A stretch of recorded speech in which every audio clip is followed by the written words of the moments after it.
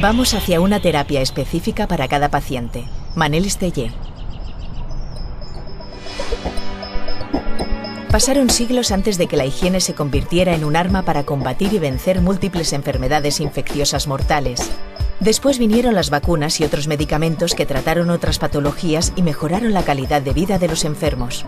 Hoy en día han de pasar unos 10 años para que un fármaco llegue al paciente. ¿Qué sucede durante ese tiempo? ¿Qué hay detrás de la investigación farmacológica? ¿Hacia dónde se dirige esta en el marco de los nuevos descubrimientos de la biomedicina? Eduardo Punset conversa con Manel Estellé, uno de los grandes expertos en epigenética, una disciplina recién nacida centrada en la búsqueda de fármacos cada vez más específicos y personalizados.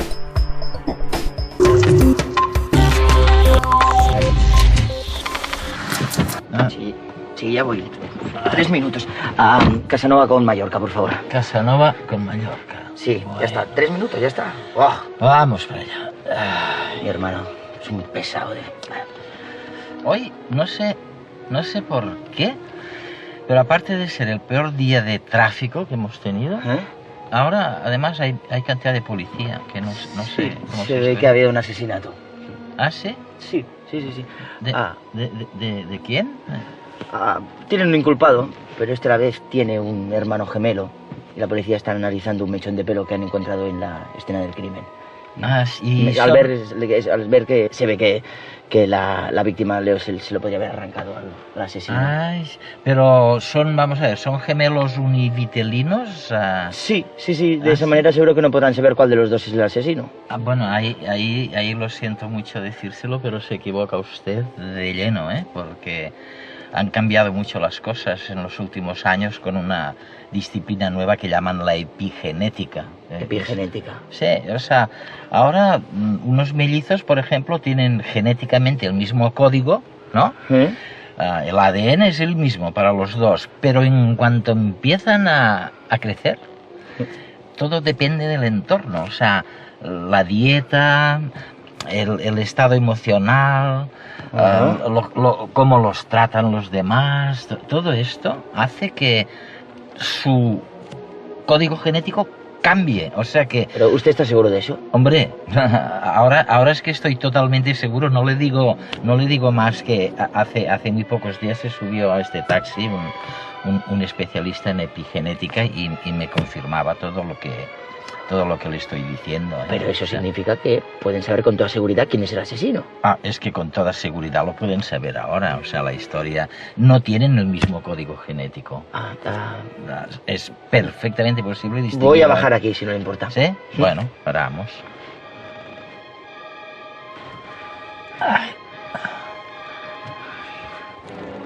Sí. No sé, me parece que me han... ¿Le han levantado la cartera.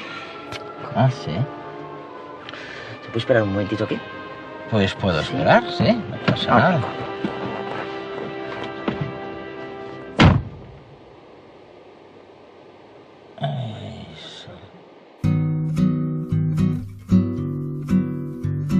La verdad es que hace muy pocos días estuve en una reunión con las asociaciones de enfermedades raras, por ejemplo, y enfermos de todo tipo. No tenía tiempo, pero acepté ir y la verdad es que luego no me arrepentí nada porque este mundo de los enfermos, yo, Manel, como doctor, lo que no entiendo es que no seáis más impopulares, porque el cáncer es probablemente la única enfermedad en la que cuando vas a curarte te martirizan, te hacen la vida imposible con quimioterapia, les infligís este sufrimiento que ves en las asociaciones de enfermos, como vi el otro día. ¿Cómo vivís con esto? Vivimos intentando cambiarlo. Si recordamos la primera agente de quimioterapia, fue un agente usado en la Primera Guerra Mundial como un agente bélico, en realidad el gas mostaza. Fíjate. Y derivados de ese gas mostaza aún se usan hoy en día, porque queremos matar, antes queremos matar al soldado enemigo, queremos matar las células enemigas. El problema es que a veces también matamos las células sanas. Claro. La tendencia ahora es intentar buscar fármacos que solo actúen contra esa célula tumoral y la célula sana vecina no la toquen. Otra de las cosas que sorprende a los que miramos este mundo por primera vez es ver las distancias tan tremendas que hay entre, por ejemplo, el diseño, o la elucubración que lleva a la formulación de un fármaco y su aplicación a alguien. A mí me hablan a veces de que tardáis o tardan 13 años o 12 años, ¿no? Y luego he tenido la experiencia con los oncólogos que te dicen, ay, te voy a aplicar una terapia adecuada a tu genética individualizada. Y luego al final te dicen, oye, te he puesto el veneno que he encontrado porque ese de la Primera Guerra Mundial de que tú hablas, porque todavía estamos muy lejos de esta... Estamos relativamente lejos, diría yo, porque fármacos específicos, altamente específicos, solo tenemos 5 en el mercado que podemos usar.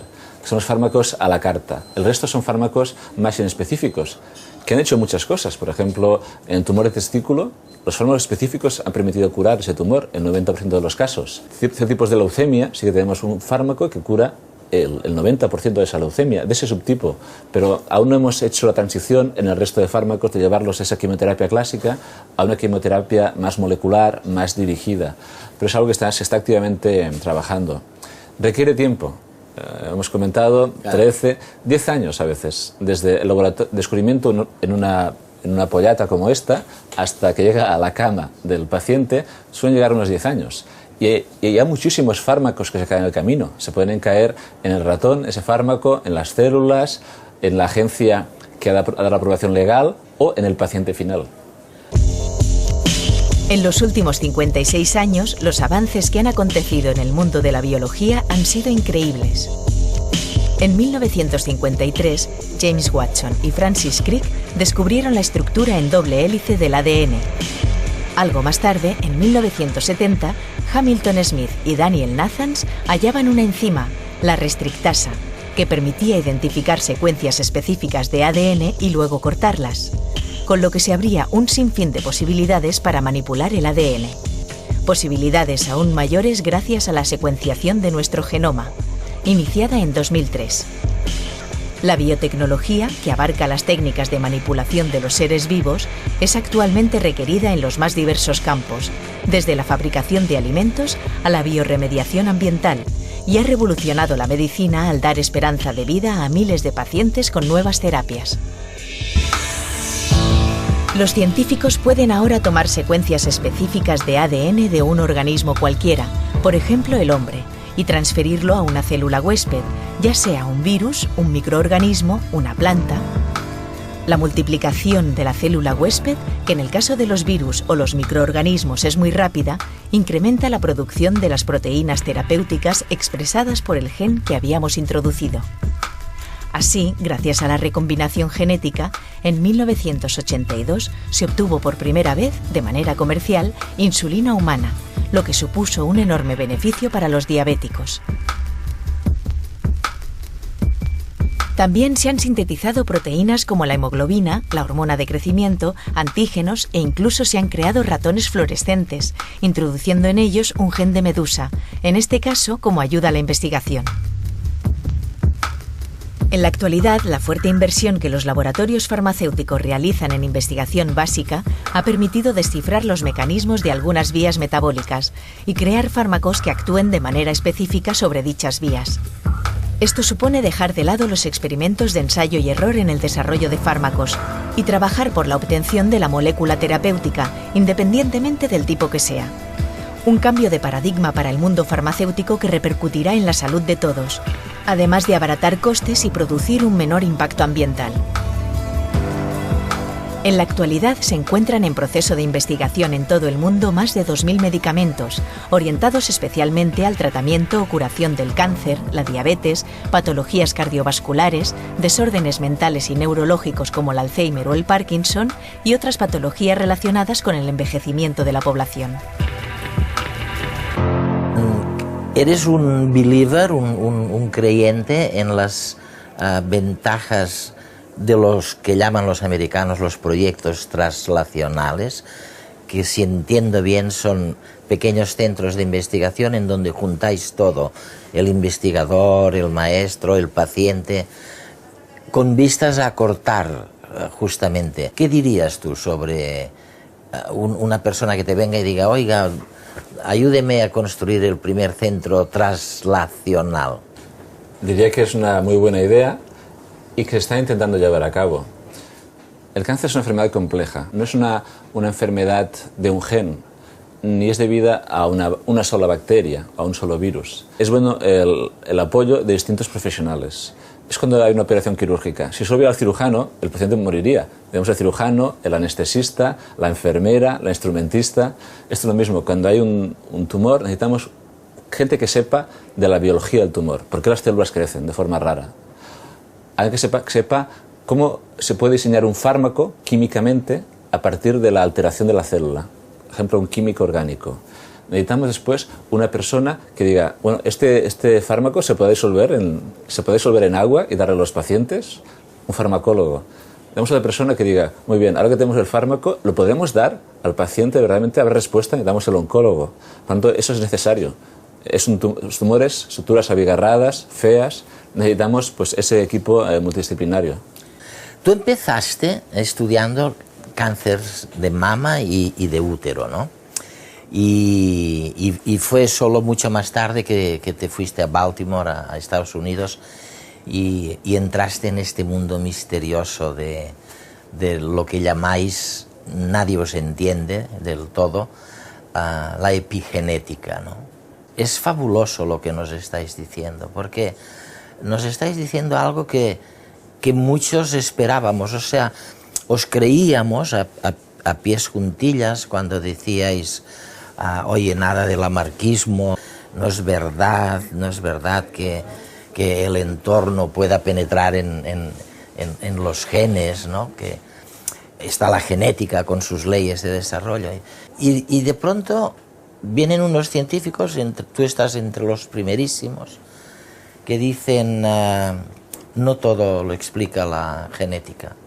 Hay una cosa que llamamos la epigenética, que puede incidir sobre los genes, pero desde fuera, pues yo qué sé, desde radiaciones efectuadas o aplicadas, o desde dietas equivocadas, o desde maneras de reaccionar emocionalmente.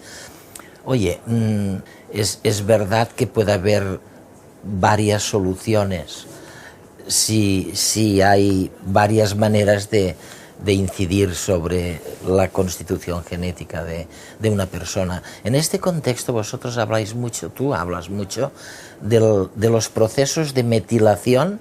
¿Qué caray quiere decir procesos de metilación genética que supuestamente influyen sobre la conducta o sobre la enfermedad de una persona? La metilación del ADN es un proceso de control de nuestro genoma. Es un proceso fisiológico que se superimpone al programa genético. Es un grupo químico que se añade al ADN. Esto se puede ver, por ejemplo, en gemelos que tienen el mismo ADN, gemelos monocigóticos, pero pueden tener distintos aspectos porque tienen distinta superprogramación encima de esa programación genética, que es fisiológico. Nos permite que un gen se exprese en el ojo, pero no se exprese en el corazón. Permite que una célula madre sea distinta a una célula diferenciada. Ese programa epigenético de regulación del genoma. El problema viene cuando se lee mal ese programa. Si se lee mal ese programa, aparecen tumores, aparece enfermedad cardiovascular, puede aparecer demencia, etc. Todas esas enfermedades tienen un componente genético, evidentemente, pero un componente epigenético que con una importancia muy similar, 50%. O sea que puede haber, por ejemplo, dos mujeres que tienen una misma mutación genética y sin embargo el tumor se manifiesta en épocas distintas por culpa de o gracias a la epigenética. Lo sabemos, dos hermanas que tienen la misma mutación que les confiere un elevado riesgo de tener cáncer de mama, o dos hermanos con cáncer de colon, y por el hecho de que una tenga una epigenética distinta a la otra, provoca que esa enfermedad una aparezca a los 30 años, mientras que la otra aparezca a los 60 años. Es decir, podemos ser deterministas genéticos hasta cierto punto. Te da una predisposición a ser de una forma u otra, pero esa modulación posterior viene debida a las marcas epigenéticas. Son tan parte de nuestra vida que no pensamos en ellas ni cuando las tomamos. Píldoras, pastillas, gotas, jarabes... medicinas de infinitas formas y colores que encierran no solo una posibilidad de curación a nuestra dolencia, sino también muchos años de esfuerzo y estudio. Anteriormente se utilizaban hierbas y remedios caseros que funcionaban, aunque no se sabía por qué. La industria farmacéutica ha tratado de desvelar las sustancias químicas que contenían esas hierbas. Si bien ahora se investiga primero qué causa la enfermedad y luego se sintetizan esas sustancias químicas que sabemos actúan sobre la misma. Por tanto, desarrollar un fármaco es un proceso largo y complicado, con una fase inicial de descubrimiento muchas veces casual y otras completamente premeditada, y una fase de ensayo previa a su comercialización, que está muy regulada por las autoridades sanitarias de todo el mundo y puede durar entre 8 y 12 años. Como curiosidad, solo una de cada 10.000 moléculas que se descubren es comercializada. Los primeros ensayos preclínicos abarcan unos 3 años y se llevan a cabo en cultivo celular o con animales para evaluar la seguridad del fármaco, sus efectos secundarios y su eficacia potencial. Si los resultados son favorables, se puede pasar a su estudio en seres humanos. Estos ensayos clínicos constan normalmente de 3 fases. En la fase 1 se administra el fármaco a un pequeño grupo de voluntarios sanos con su consentimiento durante un corto periodo, a fin de evaluar su actuación. En la fase 2 se administra a un grupo de entre 500 a 1000 pacientes para evaluar la cantidad y frecuencia de su administración, su eficacia y seguridad. En la fase 3, la fase de estudio esencial, se confirma la seguridad del fármaco, su dosis y su eficacia en comparación con otros fármacos, en un grupo que puede alcanzar varios miles de pacientes. Sobre ello se basa la decisión de autorizar su comercialización. Una vez autorizada, se realiza un seguimiento posterior con el fin de continuar analizando sus efectos y optimizar su uso. Esta fase se denomina farmacovigilancia. Como dato, lanzar un medicamento puede costar una media de 1.000 millones de euros, aunque no se sepa si tendrá éxito. De media, solo 3 de cada 10 fármacos recuperan esta inversión.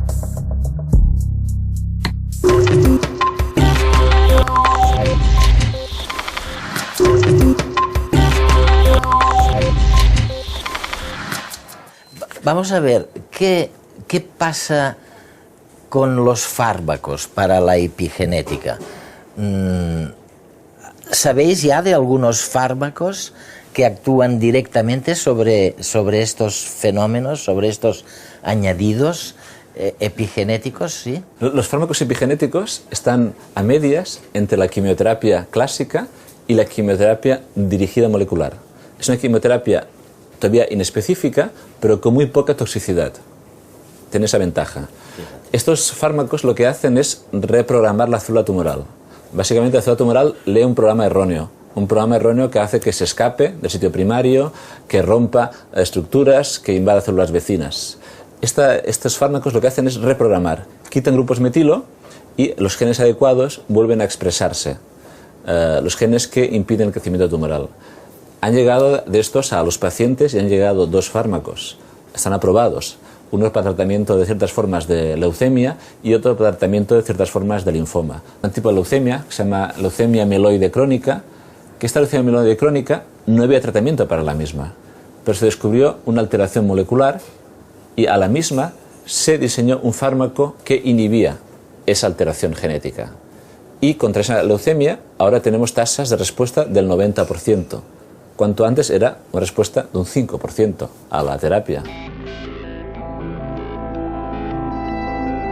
La farmacia ha evolucionado casi desde sus orígenes. La farmacia industrial nació de la rebotica de las farmacias de hace nuestros abuelos o tatarabuelos. Entonces este proceso artesanal, que era combinar pues, plantas o principios activos extraídos de etcétera, y que tenía una actividad terapéutica en aquellos momentos pues, que funcionaba, ¿no? primero se hizo la extracción, después este principio activo se intentó copiar desde el punto de vista químico. Esto nos permitió pues, descubrimientos tales como la aspirina, que si recordamos es de origen vegetal también, o las sulfamidas o antibióticos. Las vacunas han sido otra aportación importante en el sentido de salvar muchas vidas. A mitad del siglo pasado, si los pacientes o enfermos de úlcera solo tenían una solución y era pasar por el quirófano para la correspondiente sutura de la úlcera gástrica. Bien, pues farmacológicamente con un comprimido, con una pastilla, estamos evitando que el paciente tenga que pasar por el quirófano, por lo tanto es una gran aportación también. Las alergias, si recordamos también hace años, los antihistamínicos, por ejemplo, eran fármacos que eran, digamos, poco selectivos, digamos que eran sucios, por decirlo de una manera, y encima provocaban mucha somnolencia, que te tenía atontado todo el día, no te permitía conducir, no te permitía estudiar, etc. Hoy por hoy, el haber conseguido fármacos antihistamínicos selectivos para el tratamiento de la alergia, que no provoquen este tipo de efectos secundarios, como digamos la somnolencia, pues yo creo que es un hito importante también. No digamos también los avances que se están produciendo en el campo del cáncer. O sea, el cáncer no está 100% curado, pero digamos que un 30 o un 40% de los cánceres hoy por hoy tienen tratamiento. Otro ejemplo reciente, ¿no?, que está sufriendo la sociedad actual, que es el SIDA. Bueno, pues el SIDA ha pasado de ser una enfermedad mortal a ser una enfermedad crónica que incluso seguramente, pues, si todo va bien y las investigaciones en curso cristalizan, pues a lo mejor pueda curarse definitivamente, ¿no? Estos son hitos seguramente importantes que han marcado un antes y un después en la historia de la investigación farmacéutica. Creo que la sociedad es bueno que sepa que detrás de una cajita de 4 pastillas hay un proceso, es un proceso de imaginación, de ilusión, de innovación, de investigación, pero es un proceso largo y muy costoso.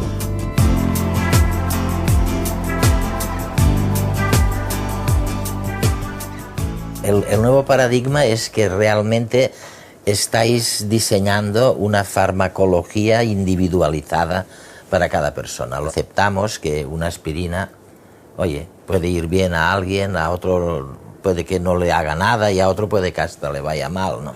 Y sin embargo les damos una aspirina a todo el mundo. Bueno, vais hacia la medicina personalizada, pero para cada cliente.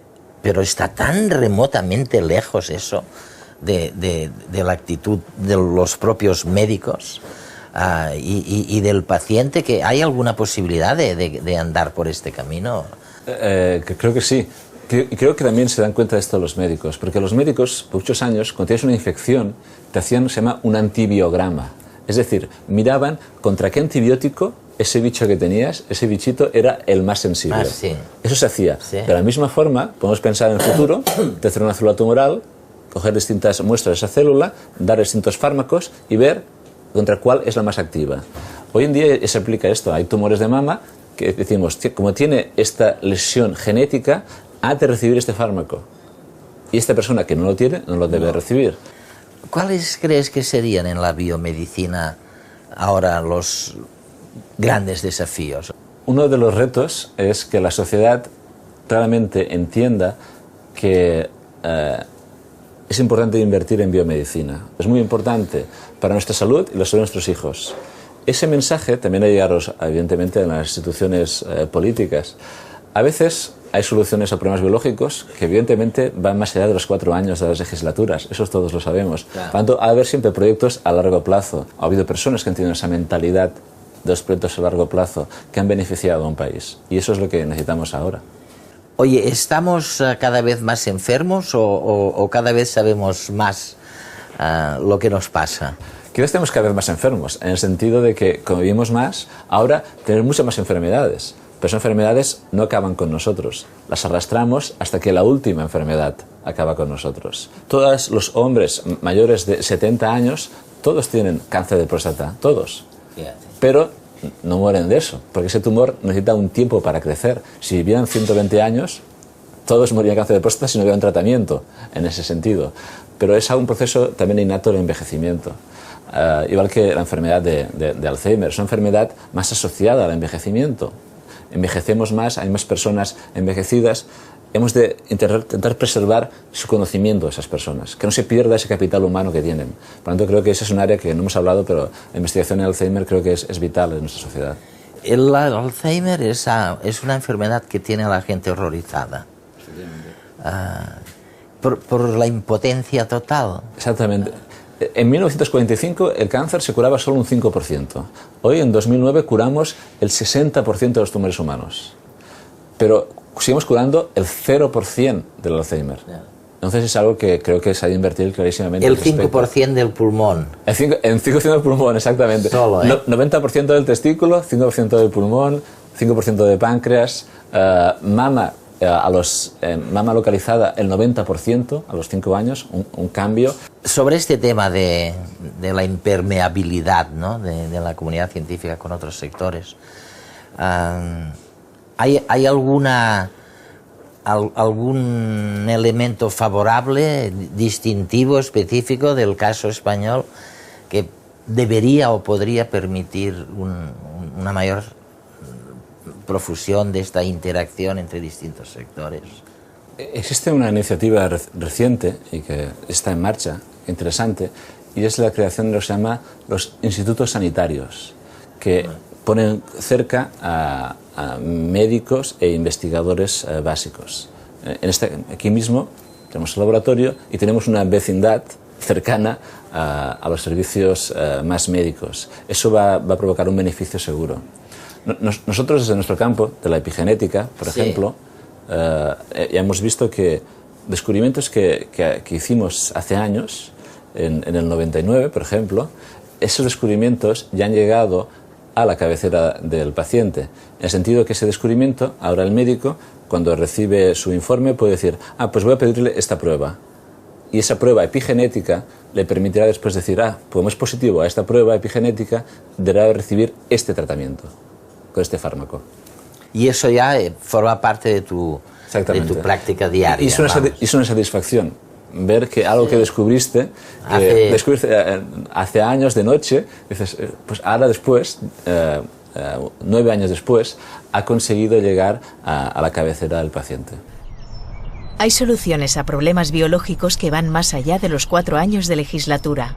Manel Estellé.